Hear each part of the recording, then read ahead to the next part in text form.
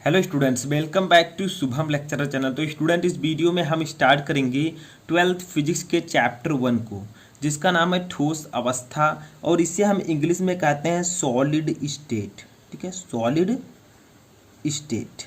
तो आज की क्लास जो हमारी स्टार्ट होगी वो स्टार्ट होगी कि ठोस अवस्था आखिर है क्या, और ठोस के कुछ सामान्य लक्षण मैं आपको बताऊंगा। ठीक है, तो देखिए चैप्टर 1 जो आपका ठोस अवस्था है, ये जो है आपका, इसमें आपको ठोस के बारे में पढ़ना होता है। What is solid. ठीक है, सॉलिड के बारे में पढ़ना होगा। सॉलिड में कौन कौन से डिफेक्ट, दोष पाए जाते हैं उसके क्रिस्टल में, इन सब के बारे में पढ़ना होता है हमें ठोस अवस्था में। इसमें होता क्या है, आपकी कुछ थ्योरीज होती हैं, न्यूमेरिकल्स भी होते हैं, कुछ फार्मूले भी होते हैं। ठीक है, चित्र भी कुछ समझना होता है। तो अब हम स्टार्ट करेंगे, सबसे पहले जानेंगे ठोस अवस्था है क्या। ठीक है, क्योंकि चैप्टर का नाम ही है ठोस अवस्था।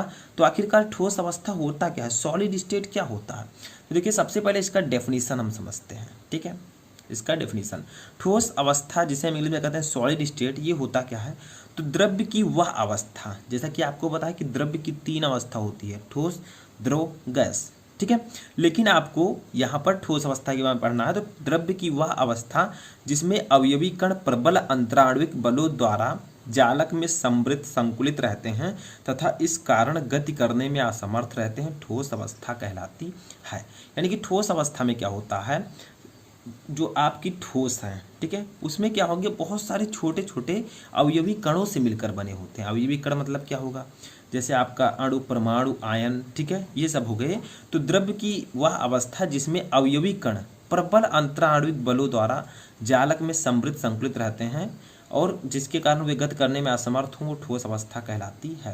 यानी कि जो ठोस होता है बहुत सारे छोटे छोटे अवयवी कणों से मिलकर बना होता है।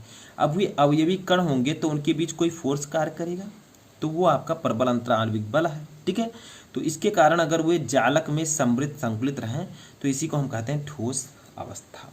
जैसे यहाँ पर मान लीजिए, छोटा सा मैं यहाँ पर एग्जाम्पल दे देता हूँ। मान लीजिए कोई सॉलिड है, ठीक है, क्या है ये, कोई सॉलिड है यानी कि ठोस है। अब इसमें बहुत सारे अवयवी कण हैं, छोटे छोटे अवयवी कणों से ही मिलकर जो है आपका पदार्थ बनता है। ठीक है, तो ये छोटे छोटे अवयवी कण है, मैंने मान लिया।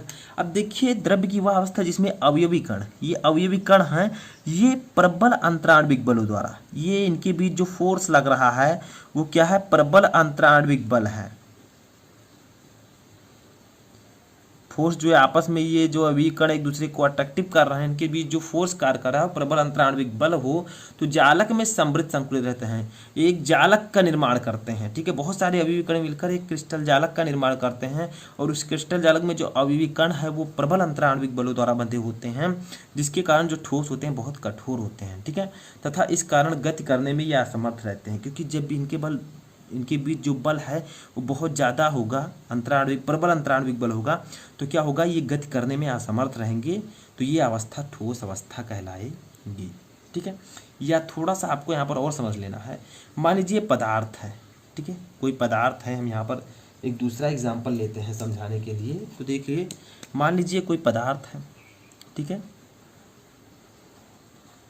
अब अगर इसका गलनांक, ठीक है, इसका क्या होगा, जो गलनांक है इस पदार्थ का, गलनांक का मतलब मेल्टिंग पॉइंट, वह ताप जिस पर कोई पदार्थ गलने लगता है। ठीक है, अगर इसका गलनांक जो है वो कमरे के सामान्य ताप से, कमरे के सामान्य ताप, कमरे के सामान्य ताप से, ठीक है, क्या होगा, अगर ये इस पदार्थ, कोई पदार्थ जिसका गलनांक कमरे के सामान्य ताप से अधिक हो, ठीक है, तो वो पदार्थ जो होगा वो आपका ठोस पदार्थ होगा। ठीक है, वो जो अवस्था होगी वो ठोस अवस्था होगी। ठीक है, जैसे यहाँ पर लीजिए लोहा, तांबा, एल्यूमिनियम, ये सब आपकी ठोस अवस्था में आती हैं। तो देखिए कोई पदार्थ है, मान लीजिए एक पदार्थ है, कोई मटेरियल है जिसका गलनांक अगर कमरे के सामान्य ताप से अधिक है, ठीक है, तो ये क्या होगा, ये आपका ठोस होगा। ठीक है, अब मान लीजिए हमने जल ले लिया है। अब जल का जो गलनांक होता है वो कमरे के सामान्य ताप से कम होता है। ठीक है, कमरे के सामान्य ताप, ठीक है, से क्या होगा, कम होगा। जल का गलनांक कमरे के सामान्य ताप से कम होता है, इसलिए ये ठोस नहीं है, ये क्या है, द्रव है, लिक्विड है। ठीक है, तो वही कहा गया अगर कोई पदार्थ जिसका गलनांक कमरे के सामान्य ताप से कम होगा, अधिक होगा, ठीक है, तो वो क्या होगा, ठोस पदार्थ होगा। और जल का जो सामान्य ताप होता है कमरे के, जल का जो गलनांक होता है कमरे के सामान्य ताप से कम होता है, तो इसीलिए क्या होता है, द्रव है। ठीक है, तो ये भी आप एक कह सकते हैं इसका। तो देखिए अब ये हो गया ठोस अवस्था। ठोस अवस्था क्या है, द्रव्य की वह अवस्था जिसमें जो छोटे छोटे अवयवी कण है वो प्रबल अंतराण्विक बलों द्वारा जालक में समृद्ध संकुलित रहते हैं, उन वो और गति करने में असमर्थ होते हैं, ठोस अवस्था कहलाती है। ठीक है, अवयवी कण क्या होंगे, गति करने में असमर्थ होंगे।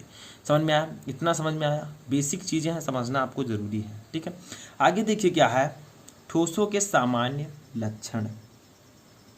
तो देखिए अब हम पढ़ेंगे ठोसों के सामान्य लक्षण। तो देखिए कुछ लक्षण है ठोस के जिनसे आप उन्हें आसानी से पहचान सकते हैं। ठोसों के कुछ सामान्य लक्षण निम्नलिखित हैं। फर्स्ट है, जो ठोस पदार्थ होते हैं, ठोस पदार्थ का आकार, आयतन तथा आकृति निश्चित होती है। ये याद रखिएगा कि जो ठोस पदार्थ होते हैं उनका साइज और जो आपका आयतन है, ठीक है, तथा आकृति निश्चित होती है।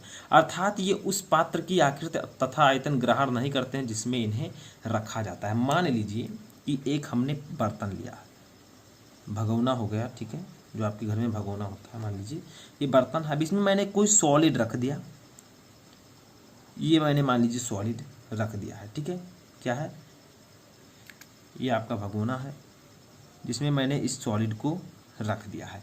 अब क्या होगा, ये जो सॉलिड होगा, ठीक है, ये जो है इस बर्तन का आकार ग्रहण नहीं करेगा। क्यों नहीं करेगा, क्योंकि बर्तन का जो आयतन है वो ज़्यादा है। अब हम उसमें कोई ठोस पदार्थ रख दें तो वो जितने में हम रखेंगे उतने में ही रखा रहेगा। अब मान लीजिए इसी बर्तन में आपने पानी रख दिया, ठीक है, इसी बर्तन में आपने क्या रख दिया, पानी रख दिया, तो पानी क्या होगा, पानी आप रखेंगे तो पानी इस पूरे बर्तन का आकार ले लेगा। यानी कि अगर आप पानी मान लीजिए डालते हैं बाल्टी में, तो क्या करता है, बाल्टी का आकार ले लेता है। ठीक है, जिस आकार का बाल्टी होगा उसी आकार का आपका पानी भी हो जाएगा। ठीक है, लेकिन ठोस में ऐसा नहीं होता। हम ठोस का कोई टुकड़ा बड़ा सा डाल दें तो जितना उस टुकड़े का आयतन होगा वो उतना ही घेरेगा। लेकिन पानी अगर हम जग में लिए, हम जग पतला है, उसे भगोने में डाल दें, भगोना थोड़ा उसका आयतन जो है ज़्यादा है, फिर भी वो भगोने का आकार ले लेगा।